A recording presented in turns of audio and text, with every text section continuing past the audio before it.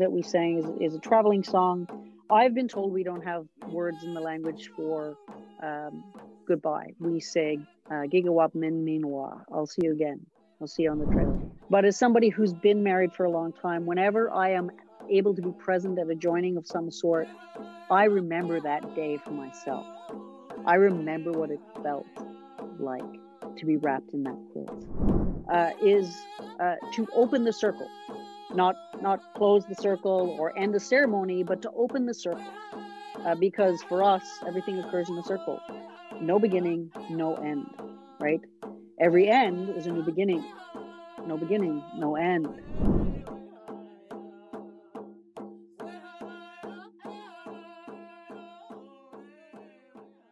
We can be in ceremony anyway, anyhow, anywhere. And that's and that doesn't make it less sacred. And I've learned that as a two-spirit woman. I've learned that as an urban Indigenous woman.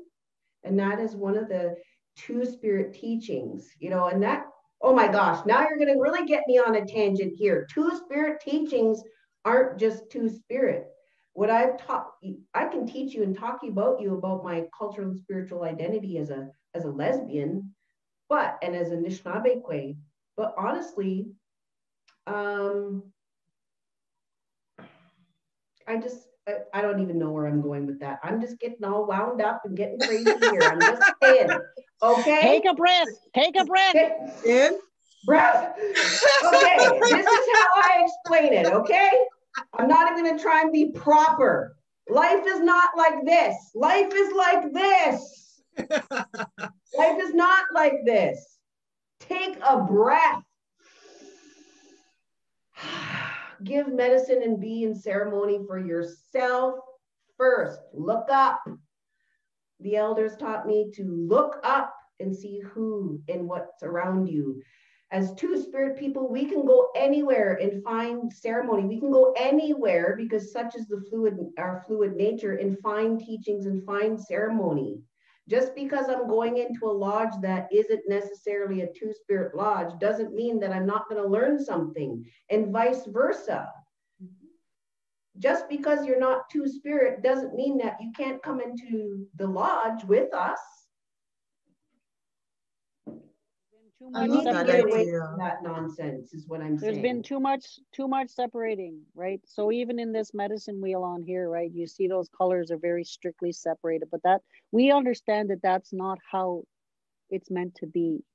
Mm-hmm. Separating out doesn't serve anyone. That's what was done to us. We were separate, when we continue to be separated from the world. And I'm not saying everything has always got to be mashed up, but the key, you know, is my elders used to always say that the whole point of our teachings as Indigenous people, they'd say a couple of things. Yes, these are our teachings and we are meant to carry them. But if we don't share them, they don't go anywhere. They don't serve any purpose. So we have a responsibility to share them. That's right. It's not for me to say what's for somebody else to do or not do. If somebody comes to my lodge, they are there for a reason, and it's not for me to question it. Mm-hmm. We have become rigid by the process of colonization. And what Holly said about, you know, oh, you can't do that. It's like, okay, simple thing. I suck at using matches. I'm a firekeeper and I suck at using matches. I can start a fire easier with a flint and steel than I can with matches. And when I'm using my pipe, I can't manage the pipe and the matches, so I use a lighter. Every time I pull out the lighter, somebody loses their shit. Oh, that's not natural. That's not natural. You can't bring that in a ceremony. Oh, really? Not so. It's plastic and it's metal and it's glass, but where do you think that stuff comes from? It all comes from Mother Earth, except for the metals that drop here out of the sky. It's natural. Do we need to walk gently on Mother Earth? Yes. Do we need to do as much as we can to take care of Mother Earth? Yes. Do we need to create boundaries and rigidities and barriers in ceremony that essentially just amount to bullshit gatekeeping designed to continue and maintain the hierarchies established by colonization that keep us from being able to access what we need to be, to access, to be whole, healthy, balanced human beings, regardless of whether we are two-spirit or not, or indigenous or not, or using substances or not, or whatever. What we need to do is understand that not only is that breath that Holly so beautifully described is medicine, we are medicine. Beautiful. My elders told me that these teachings exist for us to know who we are and how much we are. Ooh. And while who we are is different for each one of us, how much we are is an invaluable gift to one another and to all of creation. Whether we understand that or not, whether somebody else judges us worthy or not, whether somebody judges whether we're doing good or bad or not, we are still a gift. We are still sacred. We are sacred. Absolutely. We are sacred. And as human beings, you know, I seek out, and this is, and I want to make this point, Tammy, because it's really important, because this is why, you know, I've known Sharp as a friend and elder for a very long time. And that's why it was important to me and Mills to seek Sharp out for the joining ceremony, because what's really important for me is that, number one, there's a two-spirit elder who walks the walk, who talks the talk and walks the walk. And you're the chosen one. You're my chosen one. No, well, you know, Sharp is clearly, you know, she's married and I love her wife and she's great, wonderful people. And they've been married for such a long time. She carries our, you know, our voice and our teachings and customs and traditions. There was purpose in that. There was real meaning and purpose in choosing her to join us by the pipe and in spirit. Because at this stage in my life, and I am trying to be the person who talks the talk and walks the walk. Sure, as human beings, we fall all the time. Bleep, bleep, bleep it out, whatever you want to do. I swore, but nobody is perfect. Everybody makes mistakes. So what? Move on. Life is cliche as it may be. Life is truly too short to be holding grudges, to have arguments over ridiculous and stupid things that truly don't matter in this life. It's true. But what we need to do, and I want to speak as a two-spirit mother, we are often, interesting, it's on Mother's Day that I say this. The teachings, customs, and practices that I have learned over the years have been the ones to bring me to the point where I am now, where I can openly love my wife, join with my wife, and not feel shame, not feel guilt, not feel worried that I'm going to offend anybody.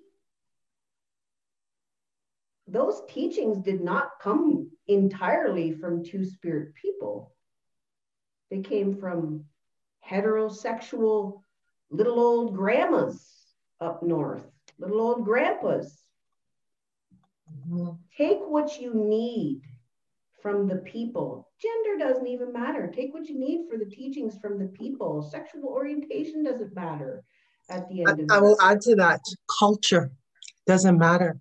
I've learned so much from exploring other people's culture and I believe this, every culture has something beautiful that you can absorb into your own life to enrich your life, make it better, right? So I celebrate that, absolutely. And gratitude, going back to what Sharp said, and to say you haven't done it makes you a goddamn liar. But we get stuck in negativity. We get stuck on the pain of the past.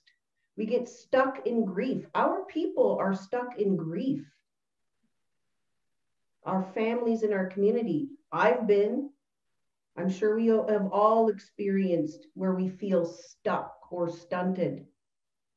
But it takes somebody to say, I'm going to break that cycle, not the circle, break the cycle. And that's where I feel the Two-Spirit people are going to be helpful going forward, in our families and in our community across the nation. Two-Spirit people will help break these cycles. Bring us in, you know? Absolutely. Well, I want to just have one final point here. Before we leave, there is, at the ceremony, we sang a traveling song. And then that final time, we allowed the ancestors to drum on our behalf. And you mentioned, Sharp, that there are no words for goodbye in Indigenous culture. Can you just talk about what that song means and how do we honor and say goodbye to our ancestors before we leave the space? And how do you leave, especially like right now that we've come together, we've had this time together, you know, how do you express our goodbye? Do we just say gratitude? Like, how do we end the meeting or so just before I tell you that, so this isn't in Indigenous culture. This isn't in an Anishinaabe culture, because that's the culture that I know, because that's the culture that I've been sharing. And every Indigenous group across Turtle Island will do that differently or have different teachings about it. So this is a Anishinaabe culture, and that's one of the challenges that we face as Indigenous people in the context of colonization, and we're complicit in it because we've had to learn from one another in order to have anything, because of how much was I'm not going to say taken away, was interfered with, right? Because nothing's gone away. It's all there waiting for us to re-embrace. So this is a traveling song. The song that we sang is a traveling song. I've been told we don't have words in the language for goodbye. We say gigawap min minwa. I'll see you again. I'll see you on the trail. Bamapi gigawap min. All kinds of different ways of saying it. The traveling song that we sang, I learned as I picked up the drum, and that song doesn't have words. It has vocables. So vocables are sounds that have an intention rather than a meaning. So lots of our songs will have way, hey, whatever, in a whole bunch of different configurations, and they don't have a specific word meaning, right? So it's about an intention as opposed to tree or yurt or whatever. I didn't know that. Okay. Yeah. And so the intention in singing that song at the end of the ceremony is to open the circle, not close the circle or end the ceremony, but to open the circle. Because for us, everything occurs in the circle. No beginning, no end, right? Every end is a new beginning. No beginning, no end. And so we acknowledge that you're moving out of this ceremony into the new beginning of life outside of that particular ceremony, but you're taking a big piece of that with you. Clearly you have, because you've created the beautiful video and you're having this conversation with us and you want to learn more, and I can like feel it in you. And so we sing that song with that intention that all of those ancestors and helpers who came and helped us will see us home to our lodge and into the dream time. And then they can go on about their business before we said, hey, could you come over here for a minute? And so come back. So lots of places you'll go, you'll hear that same song, maybe sung a little bit differently, maybe with a little bit of a different tempo. You may hear a different teaching about it. You may only hear it 4 times and not hear it the 5th time without the drums, because not everybody carries that particular teaching. But singing it that 5th time without the drums was something that people in this territory started to do for some reason. The people who taught me about it, that's what they've always done. Sometimes when you bring it into another territory, they go, what are you doing? and that's okay, because we all do things slightly differently. Uh, but the way it was taught to me was that, you know, we provide, just as throughout the ceremony we have acknowledged how important it is uh, to recognize that our elders and our ancestors are sitting with us, that our spirit helpers are sitting with us. Uh, we want to thank them for that. We want to acknowledge them and let them know that our ceremony is done, uh, and we wish them well as they move about their business. That we will be able to come together again. Gigawap min minwa. Until we meet again. Until I see you again. Right. And for me, it's very, very powerful, because I use that song not just at the end of a ceremony, but I also carry crossing over ceremonies. And we use that at a crossing over ceremony at a funeral, for lack of a better way of calling it. We will sing that song a number of times over the course of the ceremonies that are done in that context. And it just has a power. It's like going to a wedding or joining ceremony. As somebody who's been married for a very long time, over 20 years, 25 How years. long was it? It's 26 years in June. We will be together, and 20 years traditionally married, or sorry, 21 years traditionally married, 16 years legally married. Yeah, so we were supposed to have a big party in 2020, and it didn't happen because of the pandemic. But as somebody who's been married for a long time, whenever I am able to be present at a joining of some sort, I remember that day for myself. I remember what it felt like to be wrapped in that quilt. I remember what it felt like to look this woman in the eye and promise to love her and laugh with her and other things. And to sit here 21 years later, and we still laugh together, and we still love one another. And so the opportunity to be in a joining ceremony, and even more to be able to help with Holly and Mills, I was so honored. I can't even describe how honored I am to have been able to witness that. Because that's all I was. I didn't do the joining. Holly and Mills did the joining. We were all merely witnesses. Witnesses, and with responsibility to love them and support them as they move forward in their relationship to the best of our abilities. So yeah, there you have it. See, again, move to silence. Everyone, we have come to the end of our Tea Time with Tammy conversation with Sharp and Holly. And this is what I call a gem. I would never have had this opportunity had Holly not graciously invited me to her beautiful ceremony. I was able to connect with Sharp, and this conversation is only my offering to say how beautiful those teachings were, and how impressed and awed and humbled I was to bear witness. And I want to share that. And I'm so grateful to have had the opportunity to share my experience, and share and give a platform to have Holly and Sharp share their teachings with us today. So I'd like to, I'll start with Holly. Is there any final words that you'd like to offer? Well, certainly miigwech for letting us share our teachings. Because again, as Sharp said, we have a traditional role and responsibility to as much to learn, but to share as well. And that's how our way of life continues. But if there's one thing I want, again, to impress upon people's, you can be in ceremony anywhere. You can be in ceremony with yourself. You can be in ceremony with everybody. Take what you need from whoever comes into your life. I guess one of the most valuable lessons that I have learned in my 44 years Juvenile.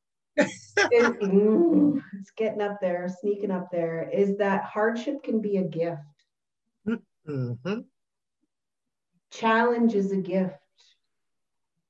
And that we need to start flipping the script, changing the narrative in our head. For a long time, I became very angry and very bitter and very withdrawn. So many things in dealing with the hardship that came with being a two-spirit woman. There was so much weight to carry. And I've consciously made a decision that I don't want to be that way. I want to live free. And free means getting rid of all of that backpack of challenge and hardship, and think of it now as a gift and an opportunity. Gratitude first. Thank you. Thank you. Because when that cliche, when one door closes, another opens, but there's truth to that. And I've chosen to try to talk the talk and walk the walk. I just refuse to be a victim of systems and the impacts of those systems. And so in order to do that, you have to focus on being a happy, healthy individual first, and show gratitude and stand and speak in gratitude. And I really think for as much challenge as I've had as a two-spirit woman, it's been a gift. It's been absolutely a sacred gift. So, miigwech to everyone. Thank you. Sharp, do you have any final words to share?